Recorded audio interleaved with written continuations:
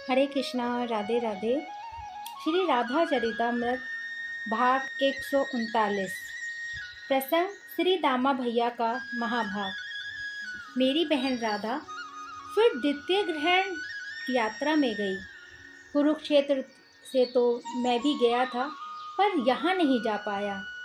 कहते हैं कश्यप आश्रम सिद्धपुर तीर्थ में विशेष स्नान का महत्व है। तीर्थ स्नान के लिए हम ब्रजवासी कहीं कब गए? क्या समस्त तीर्थ हमारे यहाँ ब्रज में ही नहीं है? तीर्थराज प्रयाग को स्वयं मैंने यहाँ की रज में लौटते हुए देखा है। फिर हम क्यों जाने लगे कहीं किसी अन्य तीर्थों में? सब बहाने हैं, कन्हैया से मिलना है, इसलिए कभी कुरुक्षेत्र तो कभी सिद्धपुर जा रहे हैं। मेरे सखा मिलेंगे। ओहो, मेरी कितनी इच्छा थी। मुझे अपने हृदय से लगाकर कन्हैया रोया था, कुरुक्षेत्र में खूब रोया था, और मुझे कहा भी था सिद्धपुर में अवश्य आना। दूसरा ग्रहण पड़ रहा है। वैसे ग्रहण का ज़्यादा पड़ना शुभ नहीं माना जाता। कलयुग में ही ग्रहण ज़्यादा पड़ते हैं। कलयुग की अब शुरुआत होने ही वाली है। चले गए सब, मैं भी जाता, पर मेरे पिता श्री वृषभानु जी ने मुझे बरसाने का अधिपति जो बना दिया, मैं कैसे उनकी बात तो काटूं। उनका कहना है कि इस ब्रज को अगर हमने नहीं संभाला तो कन्हैया बुरा मान जाएगा। हमारे भी भरोसे तो छोड़ा है इस ब्रज को मेरे बाबा भानु ठीक हैं। अगर हम सब द्वारिका जाते रहे तो इन वन्य संपत्ति की रक्षा कौन करेगा? मैं देखता रहा। मेरी बहन राधा बैलगाड़ी में बैठकर जा रही थी। मैं हिलकियों से रो गया था। बहन कोमलांगी है। कुछ वर्ष ही तो हुए हैं कुरुक्षेत्र गए हुए, फिर द्वारिका के समीप की यात्रा। कुरुक्षेत्र तो पास में ही था, पर द्वारिका तो पास में नहीं है, बहुत दूर है। खारे समुद्र से घिरी एक स्वर्ण की नगरी। मेरी बहन राधा जब जा रही थी तो वो एक बार बोली, भैया आप चलो, पर मैं बस रो गया। लाली, कन्हैया को कहना श्री दामा ही अपराधी है तुम दोनों का। आज जो तुम इतना रो रही हो वह अग्नि में जलती हो। उसका दोषी अगर कोई है तो ये तेरा श्रीदामा भैया ही है। वो दिन गोलोक की लीला में श्रीदामा खो गया था। मेरी बहन बोलती रही, श्रीदामा भैया, श्रीदामा भैया। बैलगाड़ियाँ चलती थीं। मैं गोलोक से कुंज में गया था। श्रीदामा खड़े खड़े उस गोलोक कुंज में घटी घटना का स्मरण कर रहे हैं। कन्हैया कन्हैया चारों ओर आवाज देता हुआ कुंज में प्रवेश किया था मैंने, पर मुझे कोई नहीं दिखा। हाँ, दूर तमाल वृक्ष के नीचे श्री राधा और कन्हैया बैठे थे, पर मैं जब वहाँ पहुँचा तो मुझे अच्छा नहीं लगा। मेरा कन्हैया श्री राधा के चरणों में झुका हुआ था और श्री राधा मुंह फेर कर मानिनी बनी बैठी थी। मैं कुछ देर तक खड़ा ही रहा। हाँ हाँ खाते रहे कन्हैया, पर श्री राधा की अपनी ठसक मुझसे रहा नहीं गया। मैंने कहा, राधे, तुमको कन्हैया से इतना मान, बात बात पे मान करना उचित नहीं है। देखो बेचारे कितने दुखी हो रहे हैं, ऐसा भी क्या मान? पर श्री राधा ने मेरी बात का कोई उत्तर नहीं दिया था। कुछ देर बाद भी जब यही सब चलता रहा, तब मैंने क्रोध में आकर कह दिया कि कभी 100 वर्ष का वियोग होगा, तब पता चलेगा कि कन्हैया का विरह होता क्या है।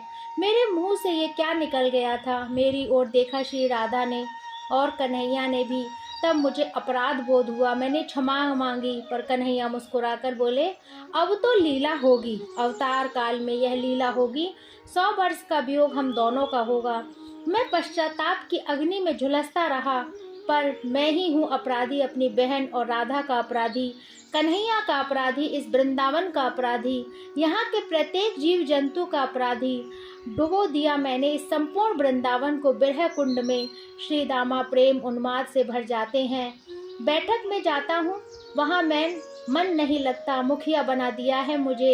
यहीं से गहवर वन दिखाई देता है। कल एक गोप कह रहा था कि गहवर वन में अभी भी सखियाँ और राधा लाली बैठी हैं। उनकी आवाज़ सुनी है मैंने। पागल हो गए हैं सब लोग। मैंने उससे कहा, राधा तो द्वारिका गई है, सखियाँ सब गई हैं। तो कहने लगा, नहीं भैया, आपको विश्वास ना हो तो चलिए, मेरे साथ वहीं बैठक होती है। सखियों की अपनी राधा लाली भी वहीं बैठी रहती हैं।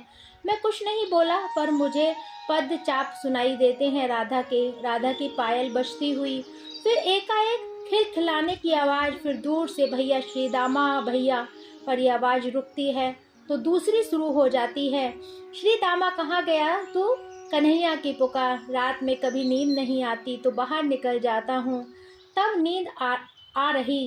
कन्हैया पीछे से आकर आंखें बंद कर देता है। मैं कैसे कहूँ कि मेरा भ्रम है ये, कमल का पुष्प उसी ने दिया है मुझे, क्या ये कमल का फूल नहीं है? सब कहते हैं कि फिर इसका मतलब कि दोनों मेरे प्राण यही हैं, वो नहीं गए कहीं भी। यह बिल्कुल सच है। हाँ, बाहर के लोगों को बताने के लिए मथुरा द्वारिका पर सच्चाई यही है कि ये दोनों युगल यही हैं। वो ग्वाल कह रहा था कि सखियों की मंडली अभी भी गहवर वन में चलती रहती है। मुझे अब उस ग्वाले की बातें सत्य लगने लगी हैं। कह रहा था कल, विश्वास करो भैया, कन्हैया और राधा लाली यही हैं। हाँ, मुझे भी कल अंधकार में से कन्हैया की आवाज़ सुनाई दे रही थी, उसकी हंसी, उसकी खनकती आवाज़। श्रीदामा मेरे साथ ही साथ तो चल रहा था वो। तू भी यही समझता है कि मैं वृंदावन छोड़कर चला गया? अरे, मैं वृंदावन कैसे छोड़ सकता हूँ श्रीदामा?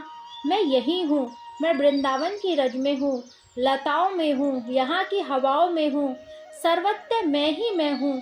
फिर मैंने ध्यान से देखा तो उसके वाम भाग से बहन राधा प्रकट हो गई। भैया, मैंने उसे छूकर देखा नहीं, मेरा कोई भ्रम नहीं था, वो सच में यही है। वो वृंदावन छोड़कर जाते ही नहीं हैं। यह कुछ लीला कर रहे हैं, दोनों मिलकर लीला कर रहे हैं, लीलाधारी जो ठहरे। हाँ हाँ हाँ, श्रीदामा हंसते हुए अकेले अकेले दूर महल से कीर्ति मैया अपने पुत्र को देखती हैं, उनकी स्थिति देखती हैं तो बस रो देती हैं। आज का प्रसंग इतना ही, कल इससे आगे का। जब तक के लिए हरे कृष्णा, राधे राधे।